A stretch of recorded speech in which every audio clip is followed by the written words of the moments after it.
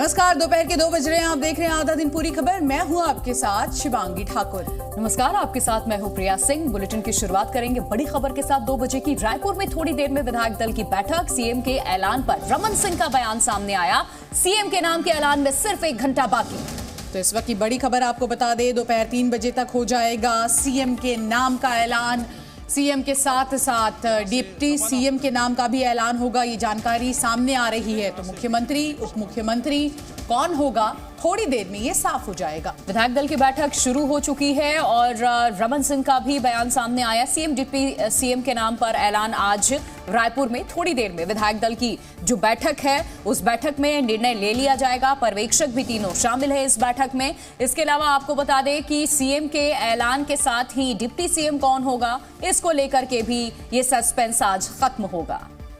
1 घंटा बाकी है, 3 बजे डिक्लेयर हो जाएगा और विधायक दल की बैठक होगी। विधायक दल की बैठक में ही तय होगा। आपकी दावेदारी बड़ी मजबूत है। काफी अब नाम बहुत सारी चर्चा में आते हैं। जिसका भी नाम दिल्ली तय करेगा और विधायक दल तय करेगा उसका हो जाएगा। आपको कोई संकेत मिले हैं, कोई बातचीत हुई है? नहीं, किसी को कोई संकेत नहीं। विधायक दल में बैठक में बात। ऑब्जर्वर से मुलाकात हुई? नहीं, अभी जा रहा हूँ।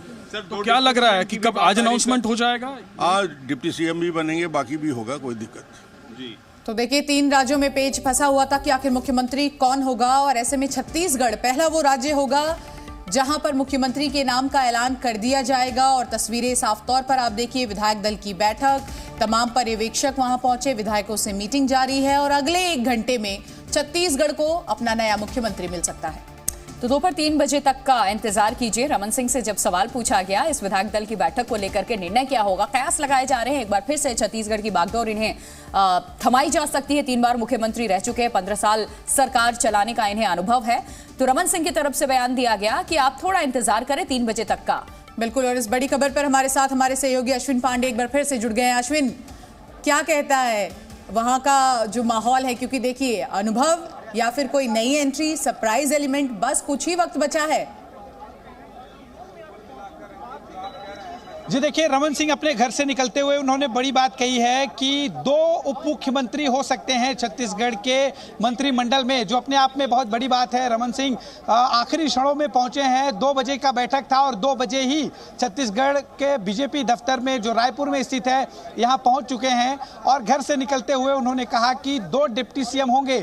यानी कि अभी तक जो एक तरह से आकलन लगाया जा रहा था कि क्या डिप्टी सीएम को लेकर जो चर्चा है वो सही दिशा में जा रही है, क्या वो रमन सिंह की बातचीत से साफ हो गया है कि 2 डिप्टी सीएम होंगे। इसके अलावा यहाँ पर 1 घंटे में उन्होंने कहा कि अगले 1 घंटे बाद सब कुछ साफ हो जाएगा, अनाउंसमेंट हो जाएगी। यानी 2 बजे से 3 बजे तक बैठक का उन्होंने संकेत दिया है। 3 बजे के बाद स्थिति जो है साफ होगी और कौन जो है मुख्यमंत्री बनेगा ये तय हो जाएगा। लेकिन उन्होंने मुख्यमंत्री के नाम को लेकर जिक्र नहीं किया है, सिर्फ डिप्टी सीएम को लेकर जिक्र किया है। 2 डिप्टी सीएम कौन होंगे इसका भी जो खुलासा 3 बजे के आसपास हो जाएगा। मुख्यमंत्री कौन होगा ये भी साफ हो जाएगा। जी अश्विन, देखिए, अब 3 नाम हैं इस रेस में और सबसे पहला जो नाम था, दावेदारी जो थी रमन सिंह की ही थी और ये नाम शुरू से आगे चल रहा है। रेणुका सिंह को लेकर के भी चर्चा हो रही है। तो डिप्टी सीएम कौन कौन हो सकते हैं?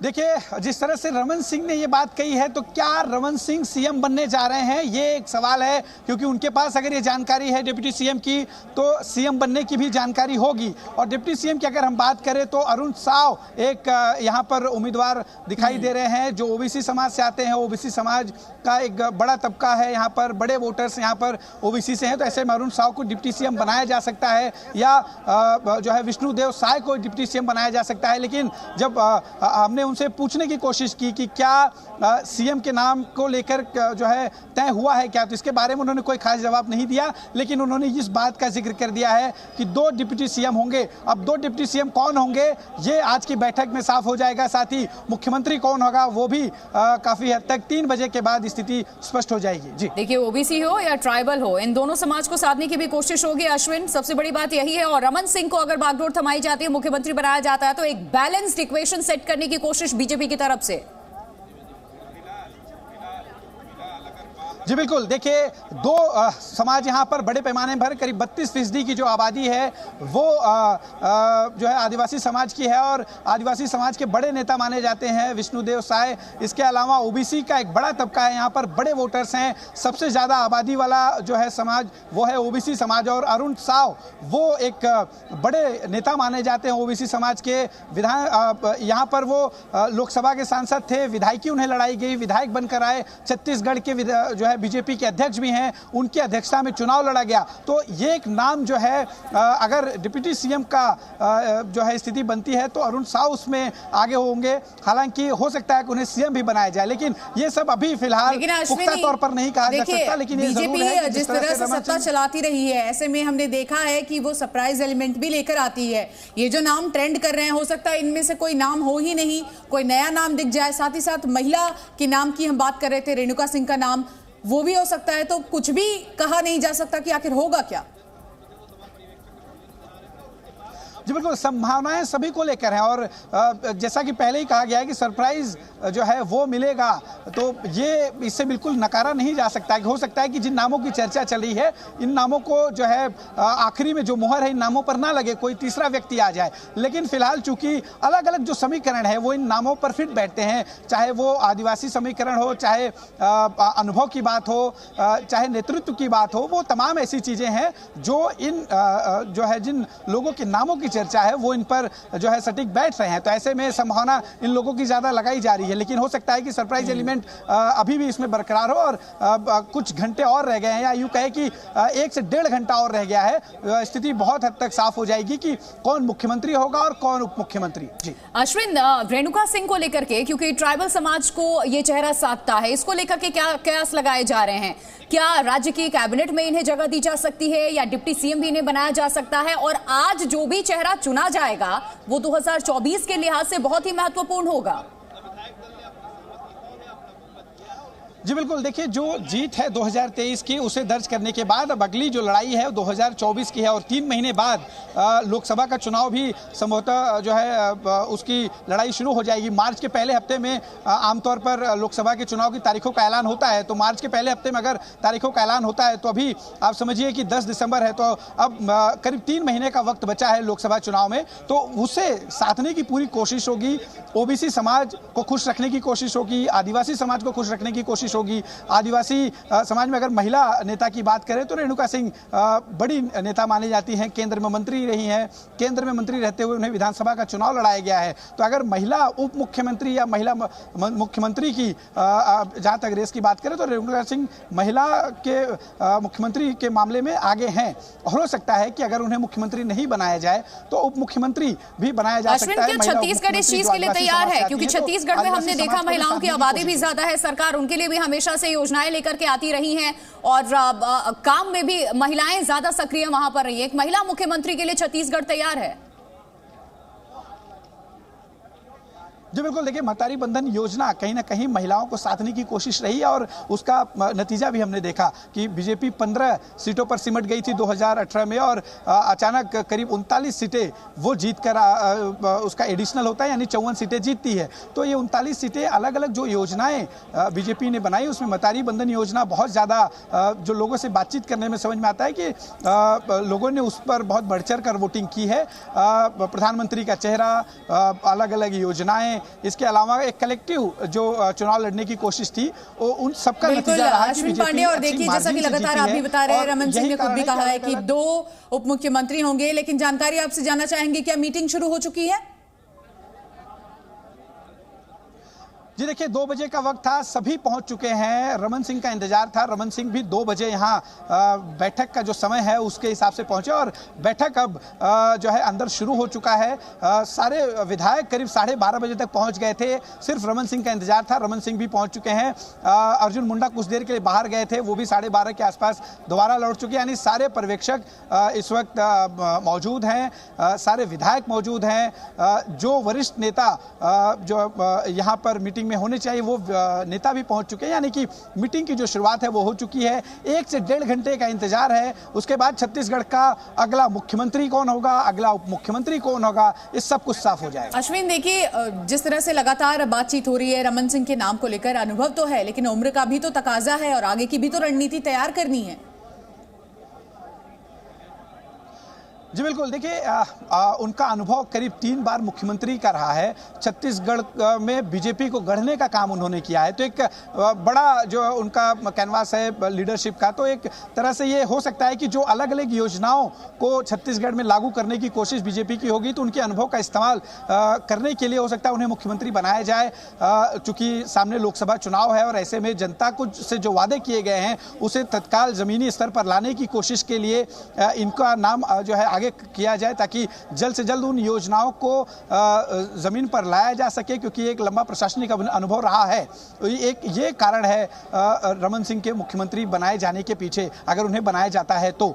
लेकिन अगर जहां तक ओबीसी और आदिवासी समाज को साधने की बात है तो उसमें ओबीसी नेता के तौर पर अरुण साव वो काफी आगे हैं। विष्णुदेव साय वो जो है आगे चल रहे हैं आदिवासी नेता के तौर पर। रेणुका सिंह, क्योंकि अगर आदिवासी महिला उप मुख्यमंत्री या मंत्री मुख्यमंत्री बनाए जाने की बात होती है तो रेणुका सिंह कहीं ना कहीं उसमें आगे रहेंगी। तो ये जो तमाम समीकरण है इसको ध्यान में रखते हुए, चूंकि वोटरों को लोकसभा चुनाव में साधना है, जो वादे किए गए हैं उसे जमीन पर लाना है, तो ये जो समीकरण है उसको ध्यान में रखते हुए आज की इस बैठक में उन सारी बातों को विधायकों के सामने रखा जाएगा और फिर आखिरी मुहर लगेगी। देखिए, सबसे बड़ी बात यह है कि बीजेपी के लिए कोई व्यक्ति विशेष नहीं, पार्टी सबसे बड़ी है और उसकी ताकत सबसे बड़ी है। ये हमने देखा भी है कई राज्यों में, कहीं सीएम को डिप्टी सीएम बना करके बिठा दिया गया है क्योंकि सत्ता में रहना है।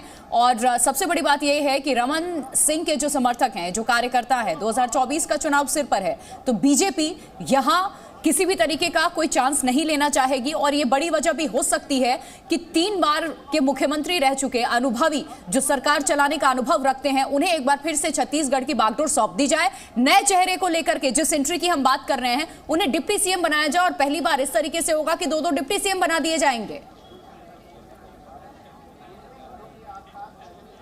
जी बिल्कुल, अभी तक की स्थिति वही नजर में आ रही है। और अगर हम समीकरण को देखें तो अनुभव के हिसाब से रमन सिंह अगर मुख्यमंत्री बनते हैं तो ओबीसी समाज को साधने की कोशिश अरुण साव को उप मुख्यमंत्री बना के किया जा सकता है।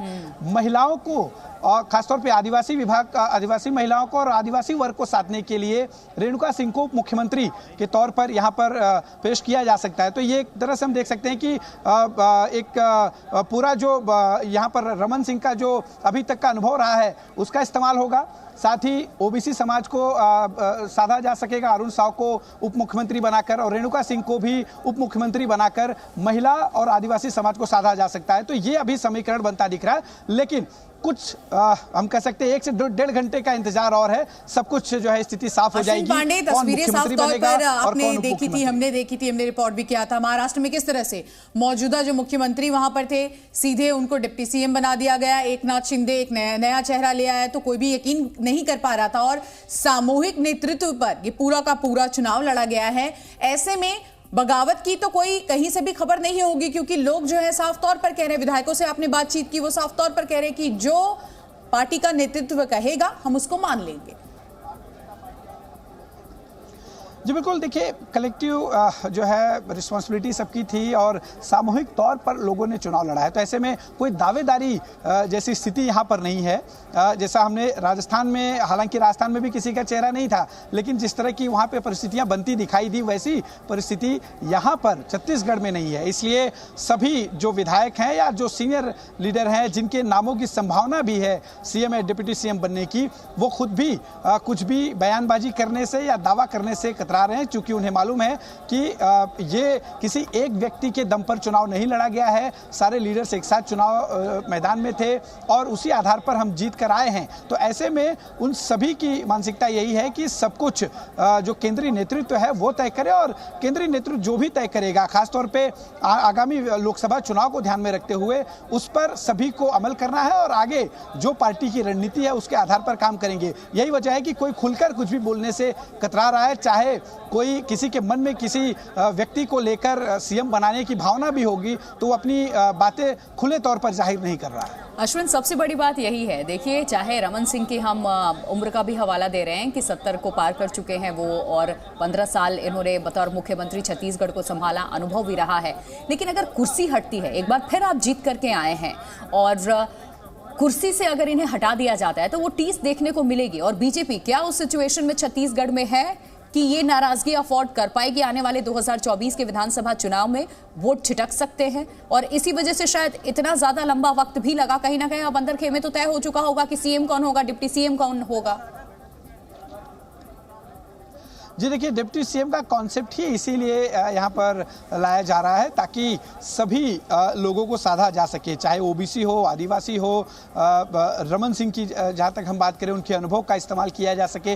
तो ये डिप्टी सीएम का कॉन्सेप्ट ही एक ये कारण हो सकता है, क्योंकि जब ये डिप्टी सीएम बनाने की बात सामने आई थी तब हमने तमाम नेताओं से बातचीत की थी, उनके इंटरव्यूज़ किए थे, तो उनका भी कहना था कि अगर डिप्टी सीएम बनाया जाता है तो अच्छी बात है, क्योंकि केंद्रीय नेतृत्व जो भी फैसला लेगा वो कई चीज़ों को सोच समझ कर लेगा। और यही वजह है कि आदिवासी, ओबीसी और जिस तरह से रमन सिंह का अनुभव, ये तमाम चीज़ों को साधने की कोशिश है, क्योंकि छत्तीसगढ़ में रमन सिंह एक बड़ा चेहरा है, बड़े नाम है, पार्टी को उन्होंने यहाँ पर गढ़ा है, हम कह सकते हैं। आदिवासी क्षेत्रों में उन्होंने बहुत काम किया है, मुख्यमंत्री रहते हुए कई जो है बड़े काम उन्होंने आदिवासी क्षेत्रों में किया है। विकास जो है छत्तीसगढ़ का काफ़ी हद तक उन्होंने किया है। तो ये एक तरह से हम कह सकते हैं कि एक कोशिश है सारी चीज़ों को साधने की, चाहे ओबीसी हो, चाहे आदिवासी हो, या फिर जिस तरह से हम कह सकते हैं कि रमन सिंह का जो अनुभव है वो अनुभव का भी इस्तेमाल यहाँ पर किया जाए। देखिए अश्विन, ऐसे में एक पहलू ये भी है, कहीं ना कहीं देखा जा रहा है कि कैसे मुख्यमंत्री का अगर कोई नया चेहरा होगा या फिर जो लिस्ट में नाम दिख रहे हैं रेस में, उनमें से किसी एक को बना दिया जाए और रमन सिंह का जो अनुभव है उसको रखा जाए, उसका इस्तेमाल जो है आगामी लोकसभा चुनाव के लिए भी किया जाए, क्योंकि वरिष्ठ नेता हैं, अनुभव है और लोकसभा चुनाव के लिए भी तो तैयारियां करनी है।